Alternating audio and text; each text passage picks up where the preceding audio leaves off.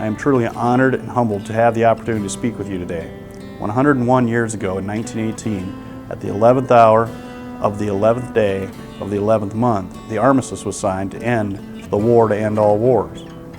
We can look back now and know that perhaps the media of 1918 jumped to a bit of a hasty conclusion there, but the sentiment was in the right place.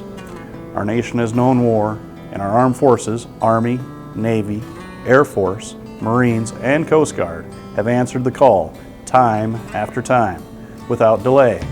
Our brave men and women have gone out into the world to defend freedom. Today we come together to celebrate the service of our great military family.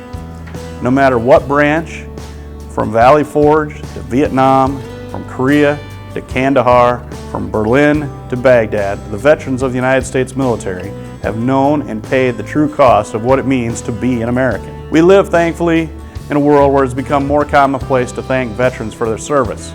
It's appreciated and it's the right thing to do. But believe it or not, there's still a part of the equation that is forgotten. To the families, the folks that stay behind and hold down the fort through deployments, who live with the fears and concerns of their loved one's safety. You don't get a holiday, but I'd like to think we can share this one with you.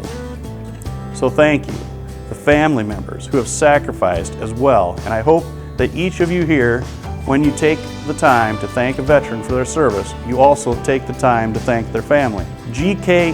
Chesterton wrote, "The true soldier fights, not because he hates what is in front of him, but because he loves what is behind him." Those words ring true, whether it is our nation, our freedom, or our families. The love of each drives the soldier forward.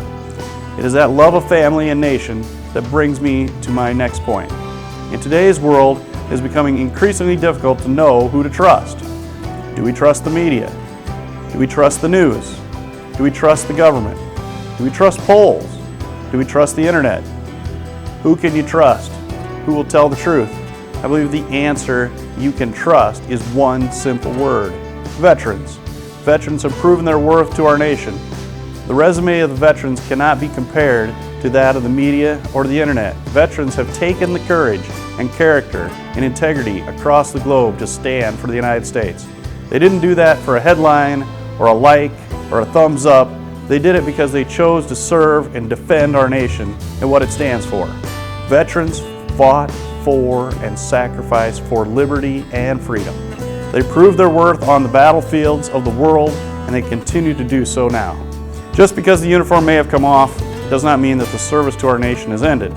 Fewer than 10% of all Americans can claim the title of veteran.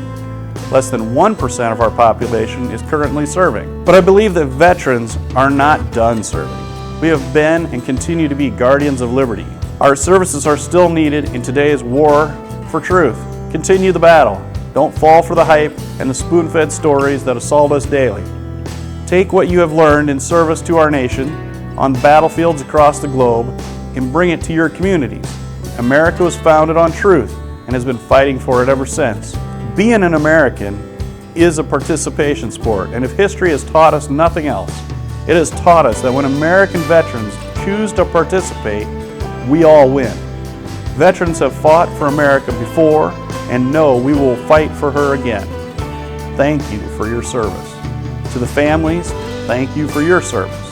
We can and will work together to keep South Dakota safe. We can and we will make a difference and stand for our nation again. God bless all of you. God bless those who are serving in harm's way as we gather here today. God bless those in law enforcement that are keeping South Dakota safe every day. God bless South Dakota, and God bless America.